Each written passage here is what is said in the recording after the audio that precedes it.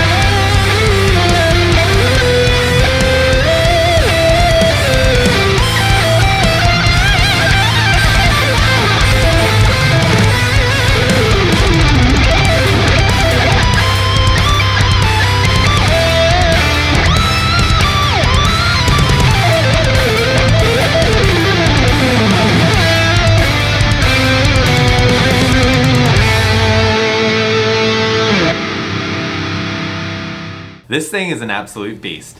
I've been playing my 6 strings a lot more lately and was a little bit worried about transitioning back into 7s, but the thin neck on this feels so similar to some of the thinnest Schecter necks I've ever played for 7 strings, and it feels absolutely comfortable. I feel perfectly at home. So if you take anything away from this video, it's that this guitar plays fantastic, feels solid, has a bunch of tonal options, and also feels comfortable to play coming from 6 strings. It's also a super valid pick for people who are going to use this in a studio, thanks to the efficiency and reliability of both locking tuners and an Evertune bridge. And this finish makes it an awesome pick for stage use if shiny is your thing.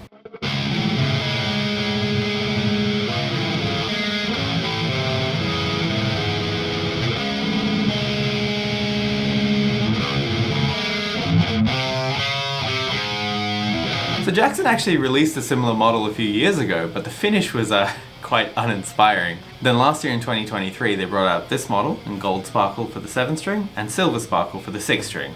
And heads have turned.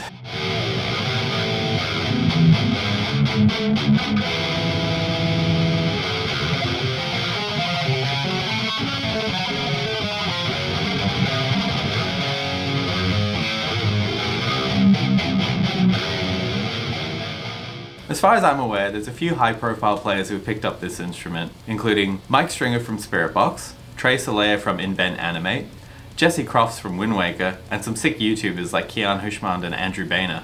Let's take a deeper look at the specs. We've got 7 strings, an Evertune bridge, Fishman Fluence open core humbuckers, Goto locking tuners, 24 stainless steel frets, Graphtec Tusk XL nut, 26.5-inch scale length, a basswood body and bolt-on construction for the neck, a 3-piece graphite reinforced maple wenge neck with a non-stick satin finish and Jackson's speed neck profile, an ebony fretboard with a 12 to 16-inch compound radius, neck heel truss rod adjustment, 1 volume and 1 tone knob with a push-pull to change the voicings on the Fishman Fluence pickups, a 5-way blade pickup switch, and the whole thing weighs 3.8 kilos or 8 pounds 6 ounces in freedom units.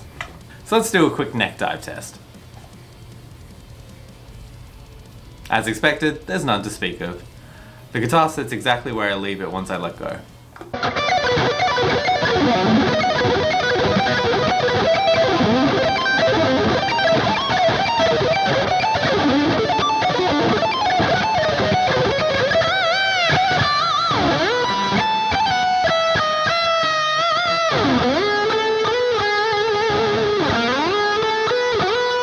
Now the fretwork here is fantastic. I can slide my hands up and down the neck on both ends all day long without any fear of getting cut. I checked every fret on every string for any dead notes and there were none. And once I had this thing set up and all intonated properly, all the notes were ringing at the correct pitches, which is what you hope for in a professional instrument like this. I found that Jackson's compound radius has given me the best of both worlds here. It's easy to fret chords on the lower frets, and it's also comfortable to play leads on the higher frets. I love the offset dots. It's a nice twist on the tried and tested dot inlays, which you see on most guitars, but it's a little bit more unique, a little less typical. I'm also seeing a trend of more and more guitars coming out at the higher price ranges without fret inlays, and that's just because that's fashionable at the moment. A lot of people like the sleeker, more uniform look across the fretboard. But to me, I find that that's a little bit extra effort to play.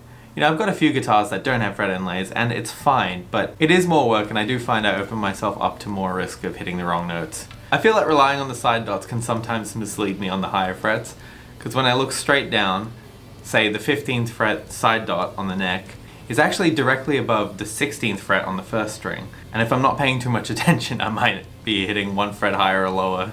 Anyway, while that's not a big issue, it is nice to see something that looks sleek and modern, but also has fret inlays.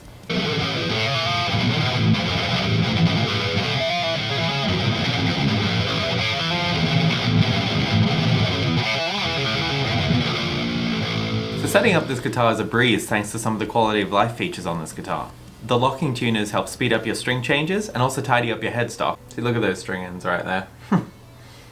The neck heel truss rod adjustment is super easy to access, and then it means you don't have to remove a truss rod cover, which also removes some clutter on the headstock. And the Evertune bridge, like the whole point of it, is made for reliability and efficiency. I've currently got mine set up so that small movements don't affect the pitch, but I've still got some sensitivity for nice expressive vibratos, especially on those first 3 strings. This is helpful when I'm fretting chords quickly and maybe sloppily, and in those instances where I might press down too hard or too quickly and bend the note just a little bit so that the whole chord would sound out of tune, it's going to be pitch correct to be perfectly in tune. Once you've tuned the guitar and set up your bending zones on the Evertune, the rest of your guitar setup's also pretty easy. You've got 2 screws here, one that'll affect your intonation and the other for string height. So I can adjust both without any detuning of the guitar and then tuning back up to pitch or anything like that. It's just turning with an Allen key.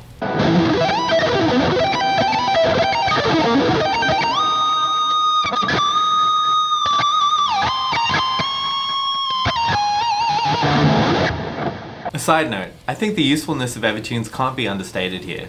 Removing the need to adjust your tuning after a vigorous playing session, a long playing session, or just general studio use is invaluable. Because technically, if you're recording for something like an album or in a studio in general, you should be checking your tuning after every take.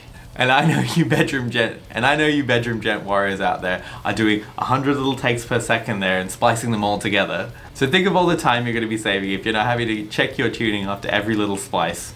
And are you really going to spend all that time actually tuning your standard hardtail guitars? Or even worse, a Floyd? Yeah, I didn't think so. So I've currently got this guitar set up in drop A, but it's very easy to switch it to standard B tuning or even something like drop D for the first 6 string. I just need to tune normally at the headstock until I leave the typical Evertune zones, and then once that's happened, it's going to behave like a regular hardtail guitar. But yeah, I just wanted to state that because there is a bit of a misconception that having an Evertune means that you're kind of stuck or fixed in the tuning, a bit like having a double locking trem or a Floyd Rose or whatever. But you can actually just override it by tuning out of your Evertune zones, and then you'll have like a regular guitar.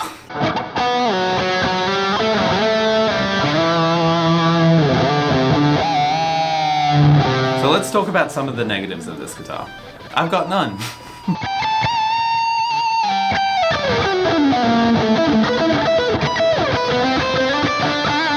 The one criticism I've seen from others about this guitar is in regards to the Fishman Fluence Open Core Classic pickups.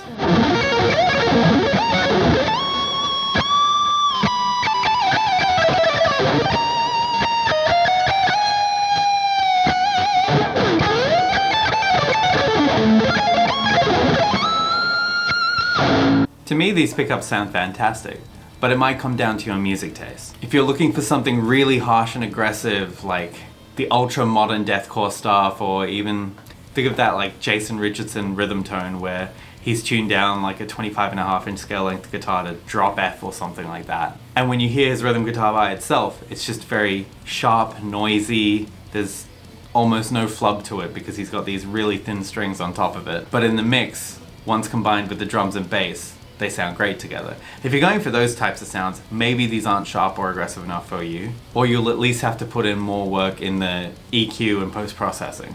But honestly, I think any tonal issues you'd encounter would be really easy to just EQ out or adjust in post. I hope the demo track and the clips of me jamming in the room just demonstrate that these pickups do sound awesome and you can get a great tone from them. But yeah, if you really want to, you can follow what some of these other modern players are doing and just like replace them with bare knuckle pickups. But to me, that's starting to get a little bit pricey because bare knuckles aren't cheap. And yeah, talking about cheap, let's talk about the price. This one's currently retailing at around $19.99 on Sweetwater, so that's what you'd expect to pay for it from most music shops. So it's still cheaper than any custom shop like an Aristides or a Kiesel, but that's what you'd expect because it's a factory-produced guitar. However, most factory-produced guitars don't look like this or contain a lot of these features that we're talking about today, so it's up to you if you want to pay a bit extra to get something completely custom for yourself, or just take one of these off the shelf for the cheaper price. And there was another contender in this price range that I almost picked up. It's that new ESP LTD Arrow, the one with the Evertune 7 strings, and that's at that 27-inch baritone scale length.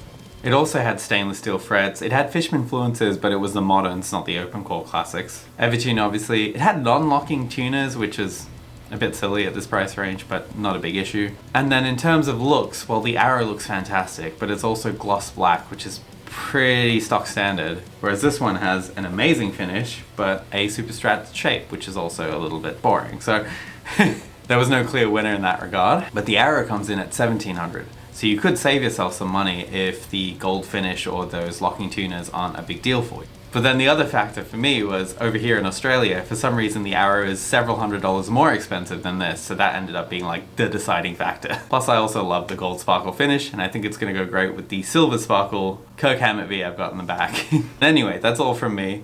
Hope you enjoyed this, hope it was helpful, and also all the best with your next guitar purchase. See ya!